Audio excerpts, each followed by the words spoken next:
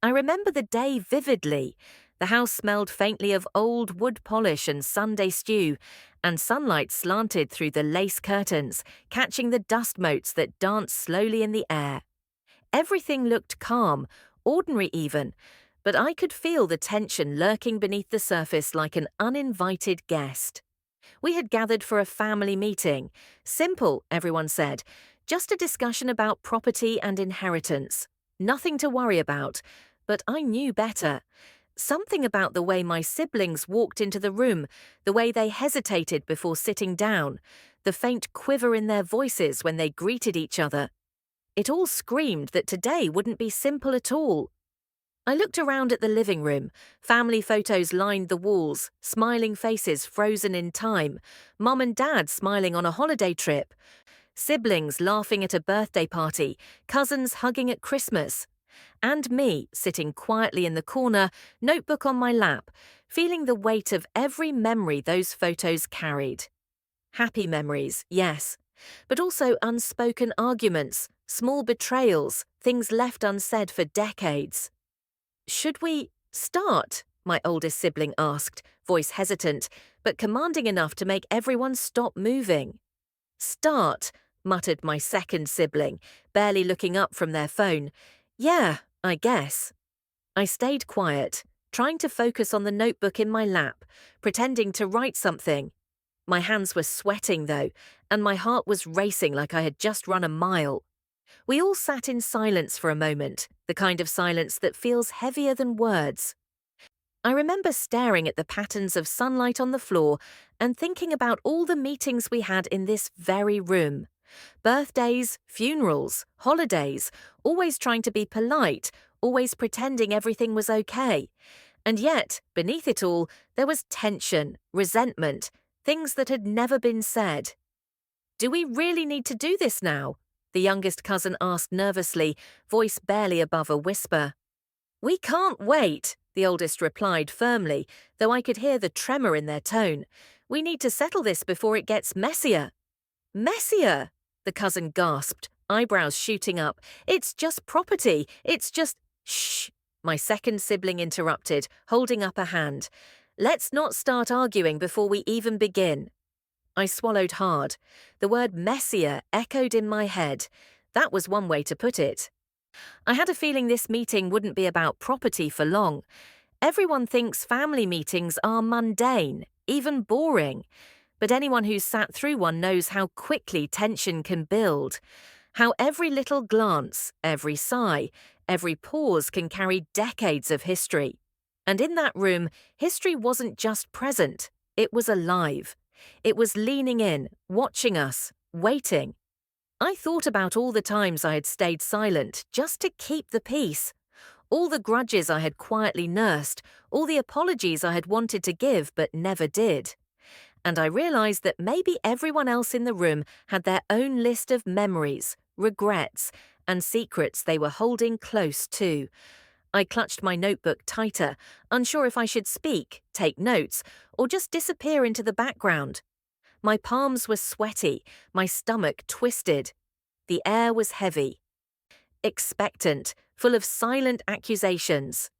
"Maybe we should start by going around," my oldest sibling suggested. "Just say what you feel, no interruptions." I glanced at the others. They looked scared, hesitant. And yet, I could see a tiny flicker of hope in their eyes. Could honesty actually bring us closer? Or would it destroy us entirely? I took a deep breath. I think we need to be honest about more than property," I said, voice quivering. "About everything, all the things we've avoided saying for years." There was a long, tense pause. I felt my chest tighten as everyone processed my words. "Everything," the oldest sibling repeated slowly. "You mean everything, everything?" "Yes," I said, "everything. Secrets, regrets, things we've been holding inside. If we want to fix this, maybe we need to start there."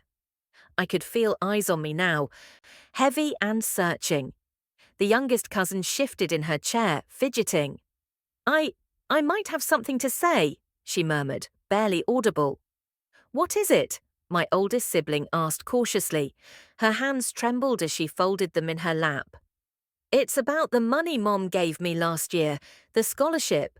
I didn't use it the way I said I would. I gave it to someone else. The room went completely silent. My heart stopped. I could see shock, disbelief, fear, and a strange kind of curiosity on everyone's faces. I wanted to speak, to calm the tension, to say something, anything, but I was frozen. And I realized something terrifying. This was only the beginning. Every secret, every mistake, every grudge we had ever held was about to surface. There was no turning back now. I looked at my oldest sibling, eyes wide, pale, lips tight. And in that moment, I knew the next words anyone said could either tear us apart forever or finally set us free. The silence in the living room was unbearable. Every tick of the clock seemed louder than the last. I felt trapped, caught between wanting to speak and fearing what would happen if I did. My notebook lay forgotten on my lap as I watched my siblings fidget, their hands twisting in their laps, their eyes avoiding mine. Even the youngest cousin, usually cheerful and carefree, had her arms crossed tightly, biting her lip in nervous anticipation. Okay, someone has to start, I finally whispered, barely audible, my throat dry. No one moved. The pause stretched for what felt like eternity. I guess I'll go first, my oldest sibling said, after clearing their throat nervously. Everyone leaned forward slightly, the faint rustle of clothing filling the room. But I don't know if I should. I mean, I've kept this inside for years, and I don't know if it's a good idea to bring it up now. Too late to back out, my second sibling muttered, trying to sound casual but failing. Their fingers drummed nervously on the armrest. The youngest cousin whispered, almost to herself, "Please don't start a fight." I could feel the weight of all those words, fear, guilt, hesitation, hanging in the air. And I realized something. This meeting was no longer about property. It was about every unsaid word, every betrayal, every hidden regret from the last 30 years. Finally, my oldest sibling took a deep breath. It's about Dad, about what he left, and what I found after he passed. I never told anyone because I didn't know how. I thought I was protecting you all, but maybe I just made things worse. What do you mean? I asked, voice shaking. They glanced at me, eyes wide. I found letters and documents, things he kept hidden, things that explain a lot of why he treated us the way he did and why he didn't trust some of us. I felt my stomach twist. Letters? What kind of letters? My oldest sibling hesitated, swallowing hard. Some of them are personal, some are about decisions he made, decisions that affected all of us, whether we realized it or not, and some of them reveal things about me too. I could hear my second sibling suck in a sharp breath. Things about you? Yes, the oldest whispered. Things I've kept quiet. Things I should have said years ago, but I was scared. Scared of how you'd react. Scared of losing you all. I swallowed hard. My throat felt tight. And now? I asked. Now? Their voice cracked slightly. I think it's time. Time to finally be honest. Time to let everything come out. I could feel the room shifting. Everyone leaned forward. The youngest cousin's eyes were wide, glistening with unshed tears. Even my second sibling, who usually tried to act in control, looked like they were holding back something explosive. What about the inheritance? The youngest cousin asked softly. Are we really talking about that too? No, my oldest said, shaking their head. Not yet. Not until we understand everything. Until we know why things were the way they were. Until we face the truth. I could feel my pulse racing. I wanted to speak, to tell everyone I was ready to hear it, but the words refused to come.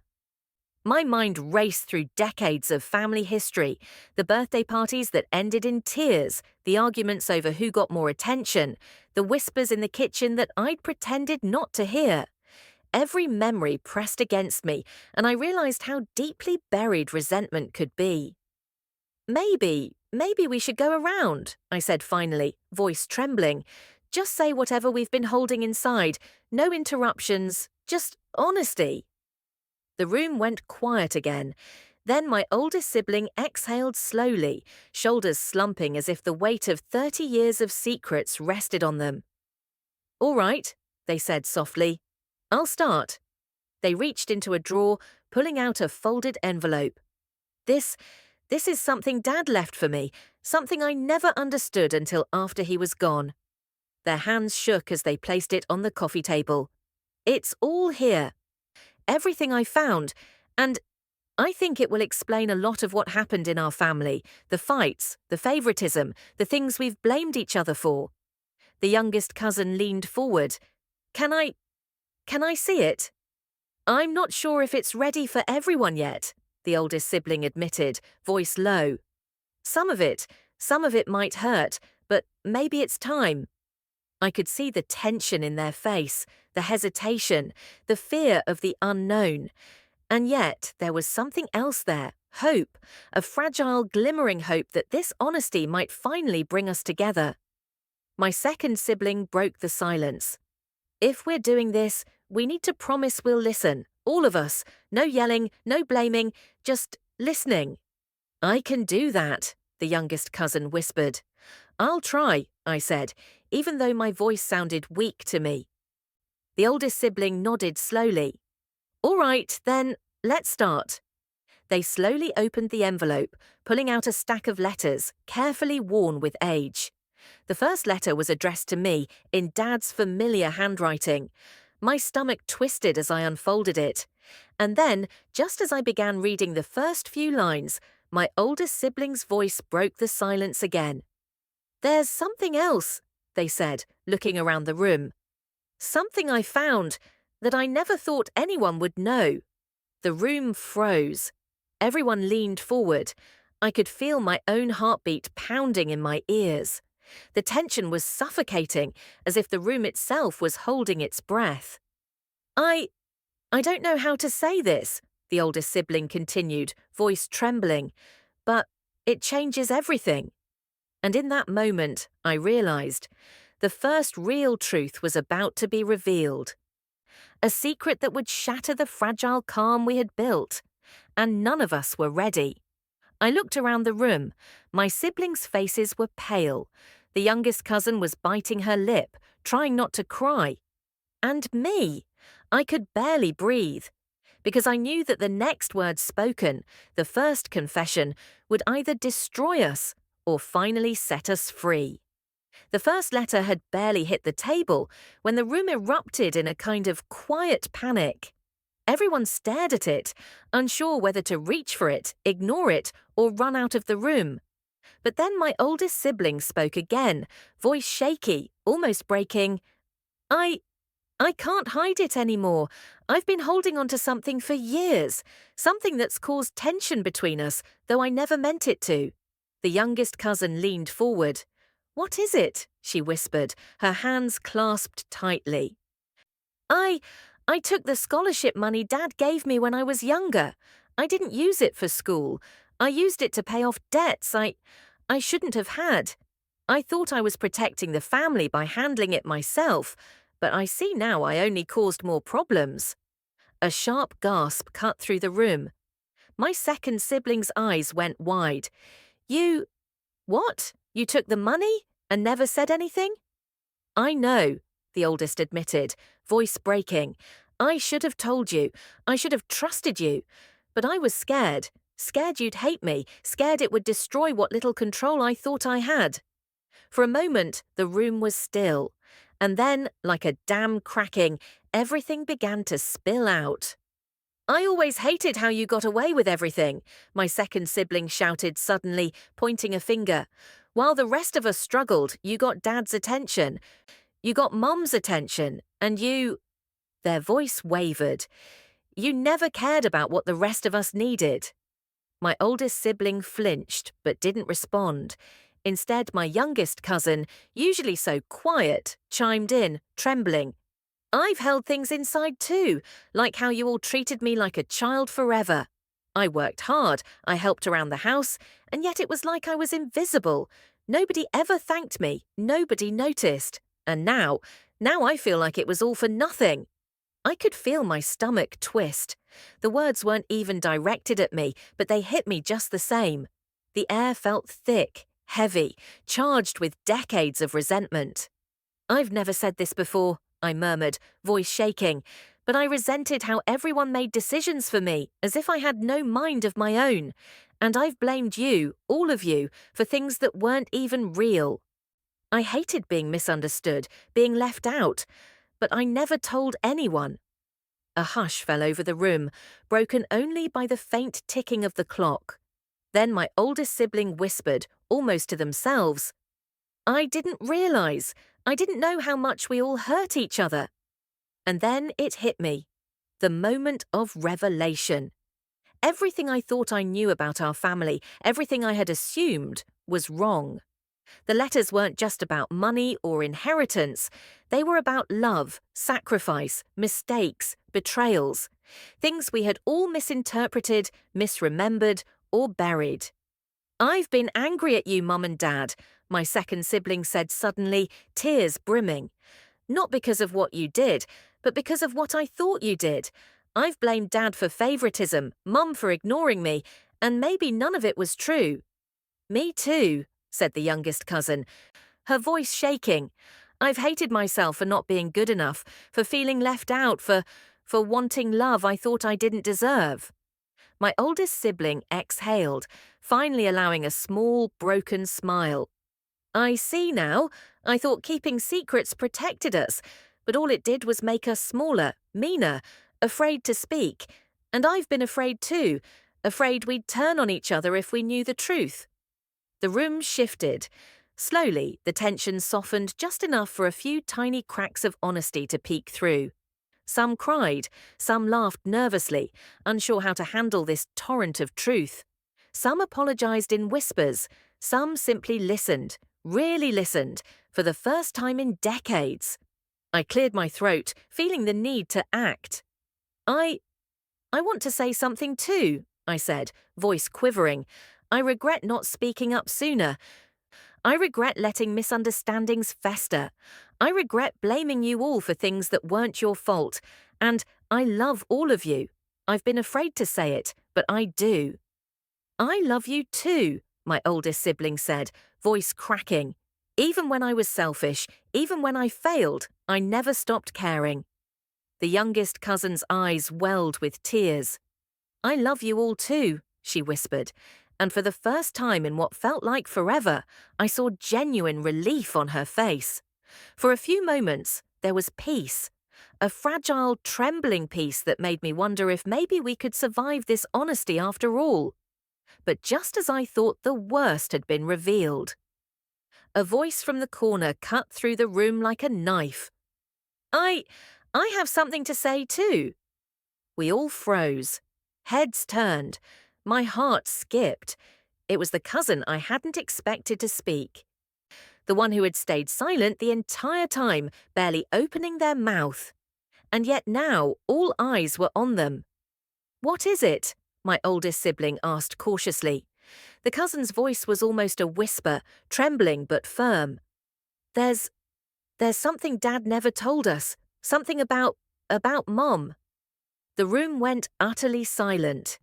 Even the clock seemed to stop. Everyone looked at each other, unsure whether to laugh, cry, or run. And I realized, with a shiver down my spine, that this next revelation could change everything we thought we knew about our family. I felt a lump in my throat, my hands trembling on my notebook.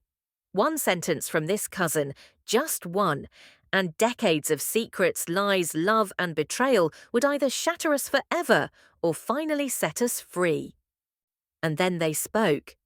The cousin's revelation about Mom hung in the air like smoke. None of us spoke for a long moment. I could feel my hands trembling, gripping the edge of my chair as if holding on would keep me from falling into shock. I can't believe this," my second sibling finally whispered, voice tight. "All these years, We thought we knew everything. And Mum, she carried this alone? She tried to protect us, I said softly. But in doing so, she suffered silently, and we never noticed. We were too busy fighting, blaming, and assuming. The youngest cousin sniffled, finally breaking her silence. And I've hated myself for holding grudges, for thinking I wasn't loved, for feeling invisible when she was giving everything she had. The oldest sibling exhaled, leaning back. We've all been carrying so much pain for so long, and we didn't even know the half of it. I kept secrets, thinking I was protecting everyone, and maybe I just made it worse. I swallowed hard. I've blamed you all. I've blamed myself. I've hated so many things that maybe weren't even real. But now I can see. And I want to say, from the bottom of my heart, I'm sorry. There was a long pause. Then the second sibling's voice rose suddenly, shaky but intense. I'm angry too, angry that we didn't talk sooner, angry at Dad, at Mum, at each other, angry at myself, and I don't even know if I can forgive all of it. I don't think forgiveness is instant, my oldest sibling said gently. I don't even think understanding is instant, but maybe it can start today, with honesty, with speaking out, with seeing each other for who we really are. The youngest cousin's voice broke. I forgive. I forgive you all, and I forgive myself, but this hurts so much. Knowing what Mom carried alone, what Dad kept from us, it's overwhelming. I nodded, tears falling freely now. Yes, it hurts. But maybe that's what makes this real, finally real. Not the surface polite version of family, but the actual messy human truth. And for the first time in decades, I felt a fragile peace. The kind of peace that comes after a storm, when the wind has stopped and all you can hear is the rain dripping slowly from the eaves. But the calm was fragile. Old wounds lurked just beneath the surface. I could see it in the second sibling's tight jaw, in the youngest cousin's trembling hands, in the oldest sibling's wary eyes. Then, unexpectedly, the second sibling erupted again. And you, yes, you. Don't think I've forgotten how you treated me when I was trying to help. You thought you were protecting us all, but you judged me, ignored me, and made me feel small. I flinched. I never meant to make you feel small. But you did, they shouted, voice cracking. Every day for years you did, and now you act like it was nothing. The youngest cousin gasped. Enough! We're supposed to be talking, not fighting. I took a deep breath, trying to calm the rising panic. We're all angry, yes, and we're all hurt. But maybe this is the only way it comes out. Maybe it has to hurt before it heals. My oldest sibling nodded slowly. Exactly. Pain doesn't vanish with silence. It just hides until it explodes. And today it's finally being spoken. Maybe that's the start of healing. Slowly, the room's energy shifted. The anger was still there, but it softened into something more manageable. Grief, remorse, vulnerability. A delicate honesty started threading through the tension. Some cried quietly, some laughed nervously, and some simply listened, absorbing years of buried truths. I said, voice small, I want to say something else, about Dad, about all the times I blamed him for things, all the times I misunderstood his silence. I see now, and I want to thank him for everything, even the things that hurt. He did the best he could. The youngest cousin's eyes glistened. I want to thank him too, even if he kept things from us, even if we didn't understand. He loved us in his own way. My second sibling nodded, tears streaming. And I finally forgive him, and Mom, and I forgive all of us for being flawed, for making mistakes. We all breathed a collective sigh, a fragile exhale of relief. The room still vibrated with tension, but it was softer now. There was hope. Maybe even a promise of connection we hadn't felt in decades. Then the cousin in the corner shifted uncomfortably, their voice barely above a whisper. One more thing. Something I only discovered today. Something about Dad, about what he left us. Something that changes everything. The room froze. Every eye turned toward them. My heart raced. The calm, the fragile peace, it evaporated instantly, replaced by that familiar tightness in the chest, the anticipation, the fear. "What is it?" my oldest sibling asked cautiously, voice almost shaking. The cousin swallowed hard, looking around at all of us. "It's about the will. About who Dad really wanted to leave things to, and it's not who we expected." The silence was suffocating. I could feel the blood drain from my face. A cold lump settled in my stomach. All the confessions, all the apologies, all the tears, none of it mattered yet. This revelation could undo everything we'd just built. And I knew, in that instant, that nothing would ever be the same. We stared at each other, frozen. The air vibrated with anticipation. One sentence from the cousin, just one, and decades of secrets, love, and betrayal would either crumble us or finally bring the closure we had all been desperate for. The room was silent. Every heartbeat seemed loud enough to echo off the walls. My cousin's revelation about Dad's will hung like a storm cloud over us, threatening to explode. I felt a lump in my throat. No one spoke. The tension was unbearable. Finally, the cousin exhaled and unfolded the last set of papers. This is Dad's final will," they said softly. "He wrote it down years ago. He wanted to leave things in a way that would challenge us, make us think, make us understand what really matters." I could feel my pulse hammering. "What do you mean? Who does he leave things to?" The cousin's hands shook. Not just one person, not just the oldest, or the one he seemed closest to. He divided things in ways we never expected. Some of it goes to people we've never even met. Some of it is symbolic. And some of it is for all of us, but only if we come together, only if we forgive, only if we understand. My oldest sibling blinked in disbelief. What kind of will is this? He wanted us to cooperate." "Yes," the cousin said, voice trembling. "He wanted us to talk, to reconcile. He wanted us to see that love, family, and understanding are more important than money or property. And he wanted us to learn the truth about ourselves, about Mom, and about each other, before dividing anything." A tense silence filled the room. Then my second sibling's voice cracked. "So, all those fights, the jealousy, the resentment, it was like a test." "Maybe," the cousin admitted, "or maybe a lesson. He wanted us to see how fragile our relationships could be and how strong they could become if we chose honesty." I felt tears sting my eyes. "I can't believe it.